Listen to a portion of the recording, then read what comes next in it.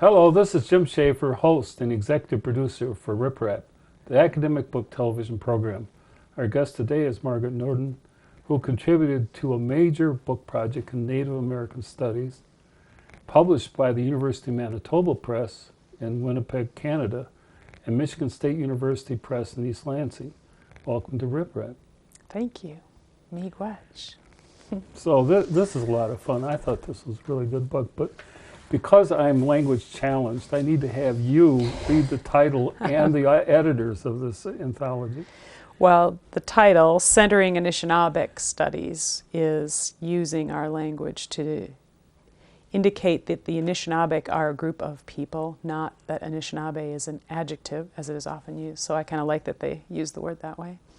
Then the names of the folks who edited it: Jill Dorfler teaches at Duluth, Nigan Waywardum Sinclair is over at Manitoba, and Heidi Kiwait-Nibenasik Stark. I often think of her as Kiwait-Nibenasik, I guess.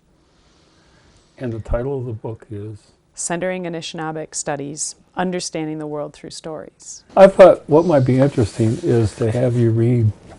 I'll try. Yeah, well, as I explained to you, it's an interesting thing, and I would say I do these type of things, and I always think, what will I think 10 years from now when I look back on this?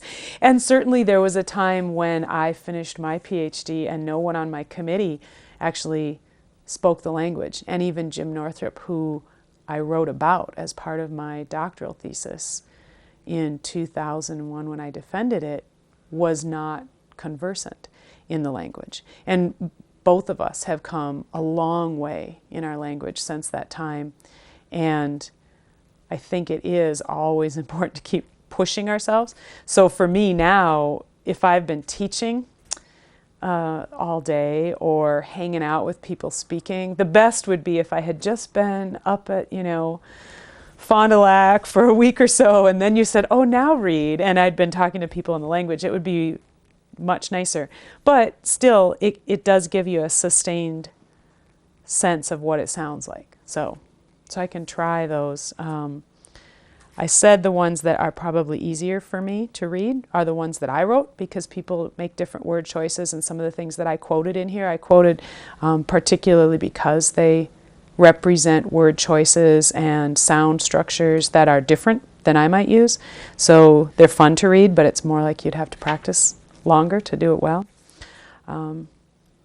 So I can, how many do you want me to read? A couple, and then you'll pick?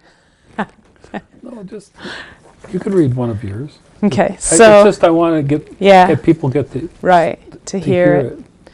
So this one, which is one that it's called Bizindanmut, which is the sound of the wind, which I often think of as what I would call home in a lot of ways.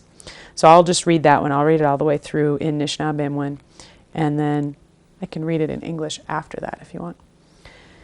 Noodin, Danondin, Nanagodnong, Pi Zisigwa, Nagamwat, Jingwak, Pi Shquandamak, Mawiwat, Pi Babi Ishkawat, Wasetchiganak, Midash Gwekanamat, Bunanamat, Ningach Pitanamat, Nongwa Jisakanidash Kiton Wewanijisakane, Midash, Majigaskanawazat, Nodnong, Gekajigaba, Windmayangedwa, Bimadzik, Ejuindeying, Miko Jinangedwa, Debwemagat, Nikanonik.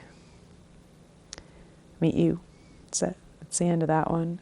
To hear it in English, which is fairly literal. I don't often worry if it sounds good in English anymore. When I was working on an MFA in writing with people like Pat Hampel and Robert Bly and Michael Dennis Brown, I worried about what it sounded like in English. I don't worry now. So this one literally says, I hear the wind sometimes, when the pines sing Sisigwa, when the doors cry, when the windows shake, then the wind shifts, lets up, and slows down to a new speed. Now the tent shaker can carefully build his tent, and the wordless whispers begin in the wind. The old ones tell us to live as we are named, and we feel their wisdom in our bones. Which is a good one to But the word for use. wind is Right, meaningful exactly. in itself, isn't Exactly, yeah. Giwade nong. Giwade Noodin, Ndishinakas, Anishinaabe mong. For me, I for a long time have been called Giwade Noodin in Anishinaabe and had recently, as you can see from the cover, some of my other colleagues had changed their last names to kind of reclaim Anishinaabe.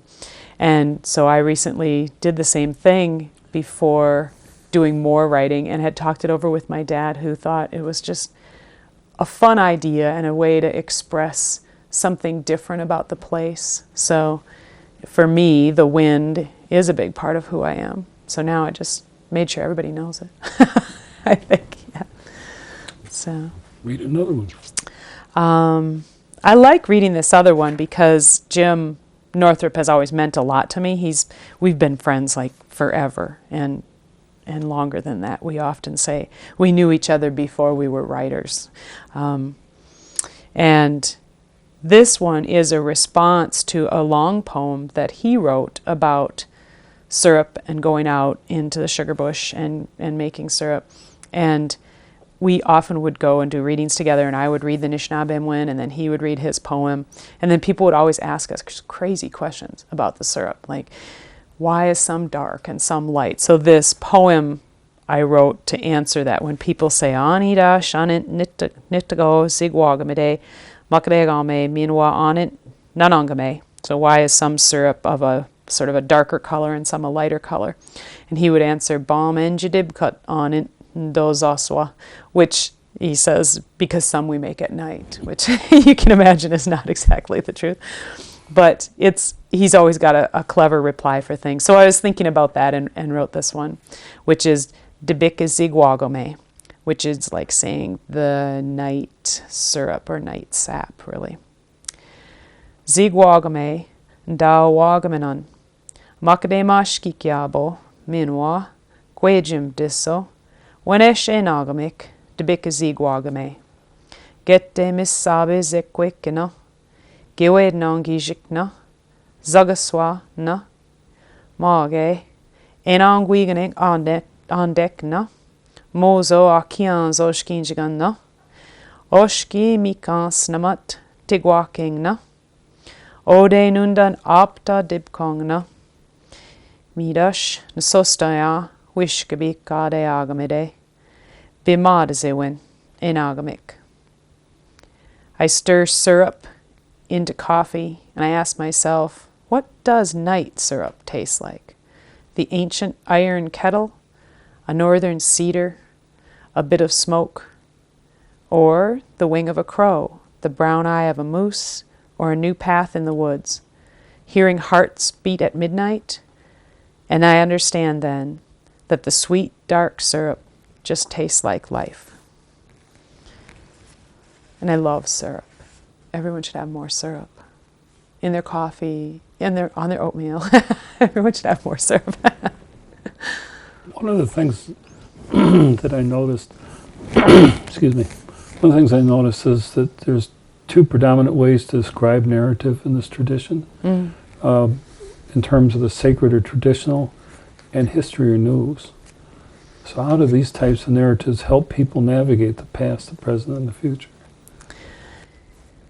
Yeah, see, now here's the one that I could sit and just give you a 4-hour answer to. Or, I mean, I think a lot of people talk about that. And I think it really gets at structures of knowledge. So in English, we have what we call disciplines, which tells you a lot right there.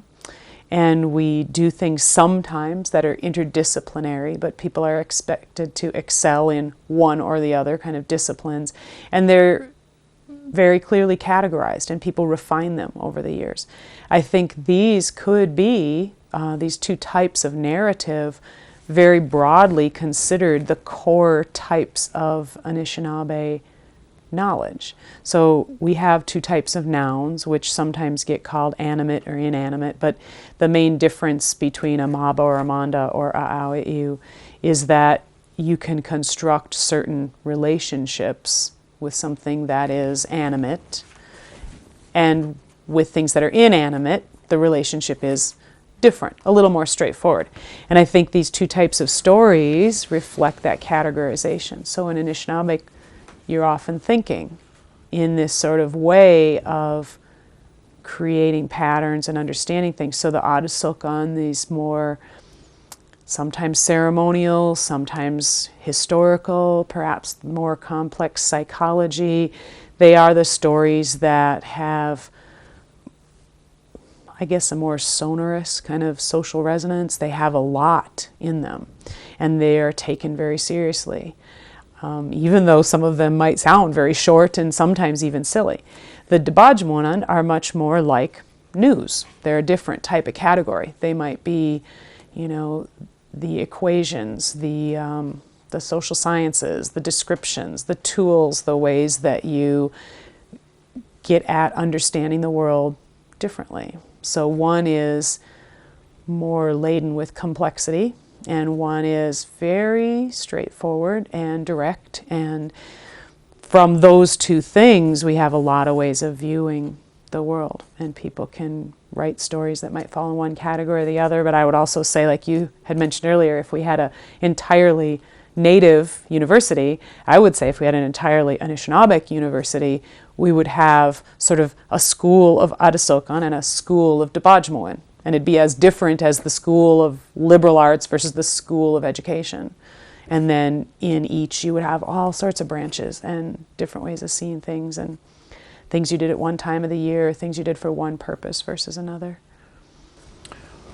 What I find fascinating about this is the mastery, it's meta-discourse in a way, of being able to see the same thing with different perspectives. And with your chapter about the comets of knowledge, it begins with this image, and maybe we can talk about that, because it exists both figuratively and literally.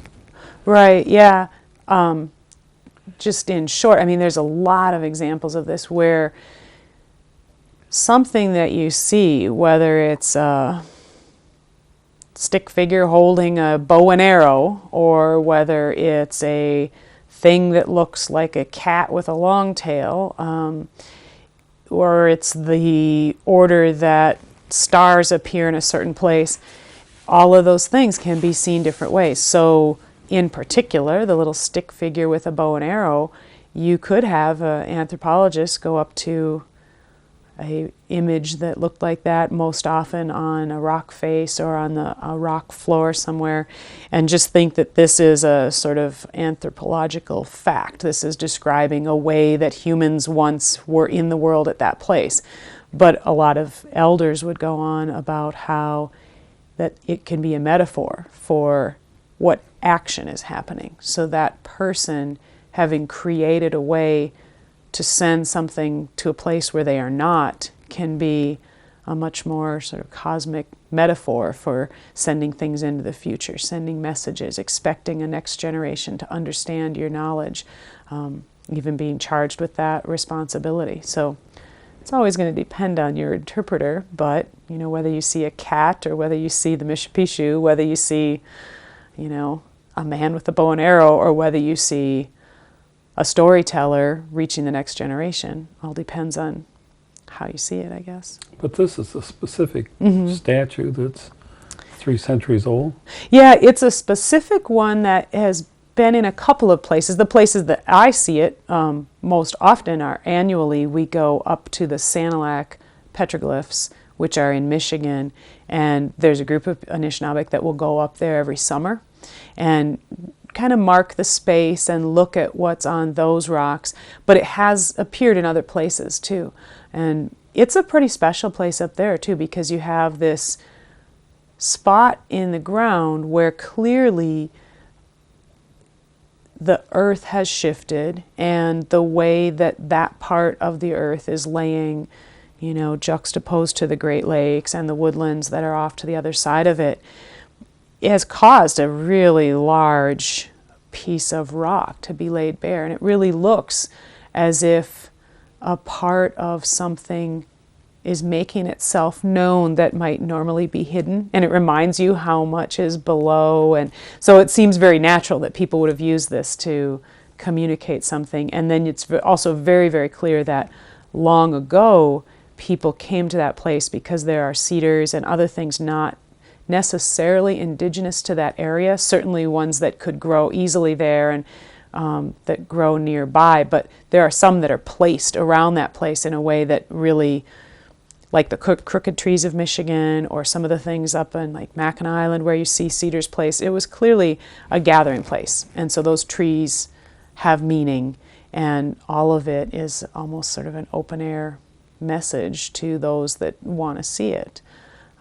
I'm sure there would also have been times where people used to maintain the forest with prescribed fires. There were seasons and years that would happen and should happen. A lot of people argue the big fires in Chicago and Hinckley and other lumber areas in the recent couple of centuries were because that stopped happening. So if you really were going to want to preserve something, carve it in stone, because even a burn through the forest would leave that still there. I always find these kind of things like Stonehenge. Mm-hmm. Yeah. They still, after all the scholarship, they still don't really know whether it was lunar based or solar based. Yeah. Right. And then I was fascinated by how precisely the things fit together. Mm-hmm. For people that apparently didn't have the technology to do it. Yeah. But did it and lifted them up on top of. Right. Well, even just ways that humans have clearly interacted with the environment in a different way. So like if you go to Dreamer's Rock up near Manitoulin, I mean, obviously no humans moved that rock to where it is juxtaposition to Manitoulin. But the fact that they recognized it there and saw the power of it there, and then created ways of living there with that space, of connecting with the spirit and the space and the rock and the water that's up there. There's also up on Mackinac, you have that large circle that's on the east side. Again, no one necessarily thinks they carved it there, but the fact that that circle faces east and that the people up there clearly noted that and had life patterns and ways of living around that and recognizing it is interesting. There's tons of examples. I'm thinking of the ones closest to you, I guess, here. But that's also is enabled by people who live closely with and in nature. Mm-hmm. You can't observe something if you don't think it's important to your existence. Right. Yes, you do have to come out of your buildings. Well, how does the Commons of Knowledge work into this? I think for me, I've heard that enough times from enough different people that I do think that our elders previously had that opinion. So the people who were before us here in this place had a desire to leave knowledge for the next generation. I mean, I think that's one of the fundamental things that creates culture, when you're leaving meaning across time and you're able to successfully communicate it, which obviously requires work on both ends. You have to be creating that message and sending it out there, and then people on the other end have to be receptive to it, because you can't just sit there and not look for it. I think that's a bit like the comets. How many times do people say, "Did you see that?" and you miss it? Comets are easy to miss. I think you have to be watching and looking for those things, and to know that in some ways they're unpredictable too. And cultivated the four dimensions, which I found fascinating too. Yeah. It's not just this way. There's multiple ways of perceiving what's going on, but there's also that sense of influencing what's happening by what you're doing. Yeah, I think one of the best things with a book like this is that you always get people say, "Oh, Native Americans love nature." And what I see happening in the recent decade, and certainly moving forward, and many authors have been working on this since, Momaday won the Pulitzer. But for people to understand the depth of that connection in very different ways. It is not merely that Native people love nature in this sort of worshipful way.